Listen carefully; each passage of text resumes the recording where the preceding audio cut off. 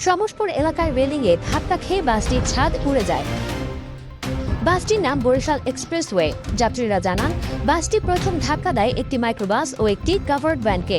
এরপরই চালক পিছনে পুলিশ ও সেনাবাহিনীর গাড়ি দেখতে পেয়ে আরও ভীত হয়ে পড়েন। সমসপুর এলাকার রেলিংয়ে ধাক্কা খেয়ে বাসটির ছাদ উড়ে যায়। প্রথমে দুই গাড়িকে ধাক্কা, এরপর পাওয়াতে গিয়ে এক্সপ্রেসওয়ের রেলিংয়ে ধাক্কা লেগে উড়ে যায় বাসের ছাদ। ধরা পড়ার ভয়ে বাস ভর্তি যাত্রী নিয়ে বেপরোয়া গতিতে ছুটতে থাকে চালক। এভাবে 1-2 কিলোমিটার নয়, ছাদ ছাড়া বাসে আতঙ্কিত যাত্রী সহ পাড়ি দেন 5 কিলোমিটার।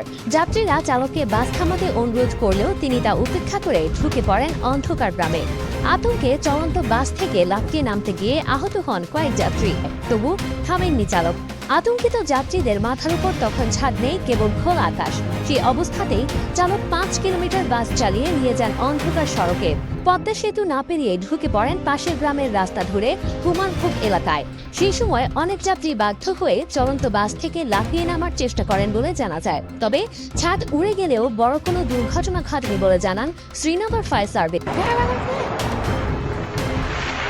বৃহস্পতিবার রাতে ঢাকা মাওয়া এক্সপ্রেসওয়ে শ্রীনগর এলাকায় ঘটেছে এই অবিশ্বাস্য ঘটনা।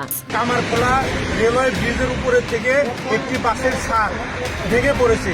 সেই ছাদটি ভেঙে পড়তে পড়তে সমস্ত যাত্রী ছাদের কাছে এসে ছাদটি ভেঙে পড়ে যান্ত্রিক ত্রুটির কারণে, এবং সেই বাসটি ওজন স্টেশন মাওয়া ওজন স্টেশনের কাছে হাইওয়ে পুলিশ আটক করে। তবে এই ঘটনায় ছাদটাই শুধু ভেঙে পড়েছে, এরকম খুব বড় ধরনের কোনো কেউ আহত বা নিহত হয় নাই। বাসটিকে বর্তমানে পদ্মা সেতু উত্তর থানায় রাখা হয়েছে। চালককে ধরার অভিযান চালানোর পাশাপাশি আইনগত ব্যবস্থা প্রক্রিয়াধীন রয়েছে বলে জানায় পুলিশ।